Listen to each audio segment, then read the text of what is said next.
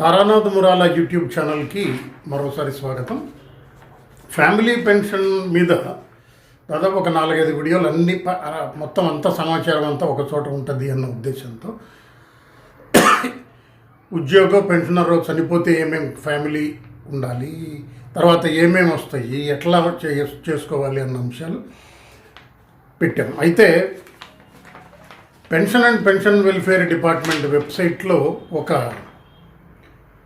10 రకాలైన different family కేసులు పెట్టి దాని మీద ఎందుకు ఈ కేసులలో ఎలా జరుగుతుంది, ఏం తప్పులు చేస్తారు అన్న విషయం ఒక ఎగ్జాంపుల్గా పెట్టారు. ఆ కేసులు ఏవో కూడా మనం తెలుసుకుంటే ఇటువంటి కేసులు ఎవరికైనా ఉన్నా లేదు మనకే అటువంటి విషయం రేపు పొద్దున జరిగినా ఉపయోగపడుతుంది అనేది ఒక అంశంగా ఇందులో పెట్టదలుచుకున్నాం. ఉద్యోగ పెన్షనర్ ఉన్నారు అనుకోండి, అతను చనిపోయాడు. చనిపోయిన తర్వాత ఇళ్ళు మొత్తం డాక్యుమెంట్లు అన్నీ రెడీ చేసుకుని ఫ్యామిలీ పెన్షన్ కోసం అప్లై చేశారు. ఎవరు? పిల్లలు, భార్య లేదు ఆ ఉద్యోగికి. అయితే ఈ పెన్షన్ అప్లై చేసి శాంక్షన్ చేసి డిపెండెంట్గా ఉండి ఇవన్నీ జరిగిన తర్వాత సంవత్సరమో ఎంతో పట్టింది. ఈ లోపల ఆ పిల్లలకి పెళ్ళైపోయింది, ఆడపిల్లకి పెళ్ళయింది. ఆమె మా ఫాదర్ చనిపోయిన తారీఖు నుంచి నా పెళ్ళి అయ్యేంత వరకు నేను ఎలిజిబుల్లే కదా, నాకు పెన్షన్ ఫ్యామిలీ పెన్షన్ ఇవ్వండి అని అప్లై చేస్తే, నీకు పెళ్ళి అయిపోయింది కదా ఇప్పుడు మళ్ళీ అడుగుతావేంటి, ఇంక అయిపోయింది ఆ కేసు అన్నట్లు ఇవ్వాల. ఆ ఇంటర్మీడియట్ పీరియడ్కి చనిపోయిన తేదీ నుంచి ఆ అమ్మాయికి పెళ్ళి అయ్యేంత వరకు ఎలిజిబుల్గా ఉన్న పీరియడ్లో ఇవ్వాల్సిన పెన్షన్ ఇవ్వకపోతే కోర్టుకు వెళ్తే కోర్టు వడ్డీతో సహా కట్టిమ్మనింది. షీఈ్ ఎలిజిబుల్, మీరు ఎందుకు ఇవ్వరు అన్న విషయంగా. ఆ అమ్మాయి డిపెండెంట్గా ఉండి వేరే ఉద్యోగం లేకుండా వాళ్ళ ఫాదర్ మీదనే ఆధారపడి ఉంది అని ఒక ఫ్యామిలీ డిక్లరేషన్ తెచ్చుకుంటే ఆ ఇంటర్మీడియట్ పీరియడ్కి చనిపోయిన తారీఖు నుంచి ఆ అమ్మాయికి ఉద్యోగం రావటమో, 25 ఏళ్ళు దాటటమో, లేదా పెళ్లిగా కావటము, ఈ మూడిట్లలో ఏది జరిగేంత వరకైనా పెన్షన్ ఇవ్వాల్సిందే. ఇది ఒక రకమైన కేసు. ఇంకొక కేసులో ఉద్యోగి రెండో పెళ్లి చేసుకున్నాడు. మొదటి భార్య వేరేగా ఉంటుంది. మొదటి భార్య దాదాపు 1 సంవత్సరమో 2 ఏళ్ళలో కాపురం చేసిన తర్వాత సపరేట్గా ఉంటుంది అతనితో పడక. రెండో భార్య పెళ్లి చేసుకున్నాడు. రెండో భార్యతో చాలా సంవత్సరాలు జరిగిన తర్వాత ఈమెతో కూడా గొడవలు వచ్చినాయి. ఈమె నేను విడిపోదాం అనుకుని కంప్లైంట్లు ఇచ్చుకోవటం, కోర్టు దాకా వెళ్ళటం జరిగింది. కేసు సెటిల్ కాదు. అయితే అతను ఈ లోపల చనిపోయాడు. సర్వీస్ బుక్ వెతికితే అసలు రెండో భార్య పేరు మీద డిక్లరేషనే లేదు.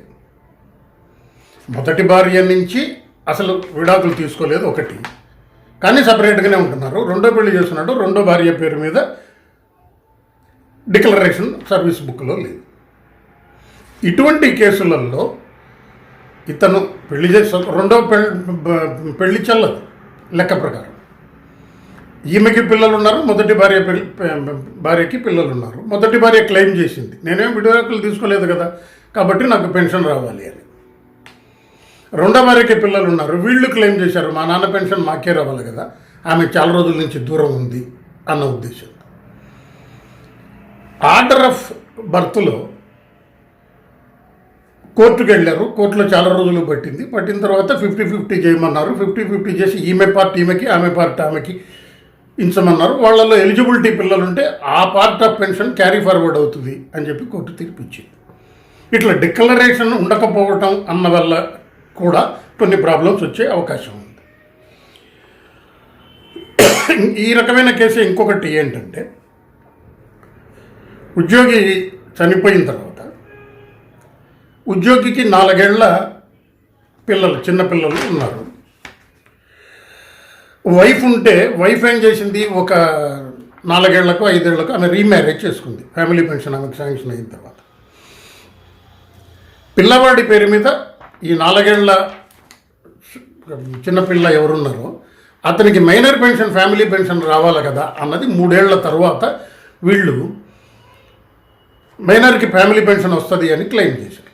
3 ఏళ్ళు దాటిపోయింది కదా, మేము ఇవ్వము అని చెప్పి ఆ డిపార్ట్మెంట్ కోర్టులో కేసు వేసిన తర్వాత ఆ కేసులో మేము ఎట్లా ఇస్తాము, 3 ఏళ్ళు అయిపోయిన తర్వాత ఇప్పుడు క్లెయిమ్ చేస్తున్నారు అంటే 3 ఏళ్ళు అయిపోతే ఫ్యామిలీ పెన్షన్ మెంబర్ కాదా, గార్డియన్ సర్టిఫికేట్ తీసుకుని మైనర్కి మీరు కంపల్సరీగా ఇవ్వాల్సిందే.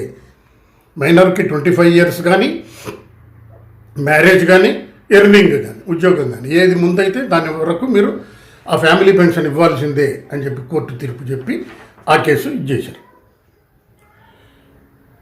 తర్వాత ఒకతను వైఫ్ ఉద్యోగము, భర్తకి ఫ్యామిలీ పెన్షన్ రావాలి, వైఫ్ చనిపోయింది. ఇతను ఒక రేప్ కేసులో ఇరుక్కున్నాడు. రేప్ కేసులో కేసు జరిగేదాకా పెన్షన్ ఆఫ్ చేసేశారు. కన్విక్ట్ అయి బయటకు వచ్చాడు. కోర్టు శిక్ష విధించింది అతనికి, 2 ఏళ్ళు 3 ఏళ్ళు జైలు వేశారు. బయటకు వచ్చిన తర్వాత నా పెన్షన్ శాంక్షన్ చేయండి నాకు అని అన్నాడు.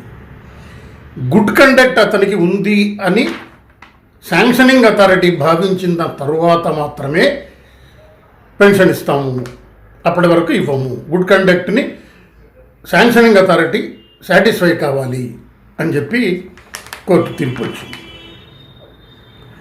తర్వాత ఒక ముస్లిం ఉద్యోగి, అతను 2 పెళ్ళిళ్ళు చేసుకున్నాడు. 2 పెళ్ళిళ్ళు చేసుకున్న తర్వాత అతను చనిపోయాడు. 2 భార్యలు మేము పెన్షన్కి ఇచ్చేయాలా అని చెప్పి క్లెయిమ్ చేశారు.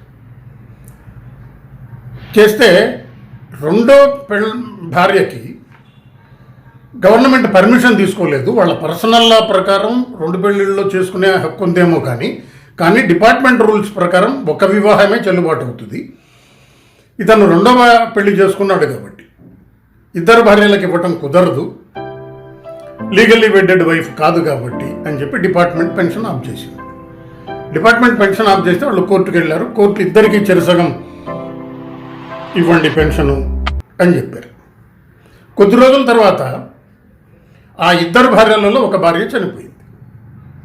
చనిపోతే ఈ 2వ ఆమె పోర్షన్ కూడా నాకు రావాలి కదా, ఆమె చనిపోయింది కదా, ఇప్పుడు మొత్తం పెన్షన్ నాకు ఇవ్వండి అని మళ్ళీ కోర్టుకు వెళ్ళారు. అప్పుడు రూల్ ఏంటంటే, మొదటి భార్య పిల్లలు ఎవరన్నా ఫ్యామిలీ పెన్షన్కి ఎలిజిబిలిటీ ఉంటే వాళ్ళకి ఇవ్వాలి ఆమె పోర్షను. ఒకవేళ ఆమెకి పిల్లలు ఎవరు లేకపోతే ఆమె పోర్షను 2వ ఆమెకు వస్తుంది. ఒకవేళ ఎలిజిబుల్ పెన్షనర్స్ ఫ్యామిలీ మెంబర్స్ మొదటి భార్యకు కూడా ఉంటే వాళ్ళకి రాదు. ఇవి ఇట్లా లీగల్లీ వెడెడ్ వైఫ్ అయితేనే ఫ్యామిలీ పెన్షన్ శాంక్షన్ చేస్తారు, లేకపోతే చెయ్యరు. ఇవి కొన్ని టిపికల్ ఎగ్జామ్స్. అన్ని కేసులు ఇలా ఉంటాయని కాదు, బట్ ఇటువంటి కేసులు తెలుసుకుని ఉండటం మంచిది అన్న ఉద్దేశంతో వీడియో చేసిన ధన్యవాదాలు.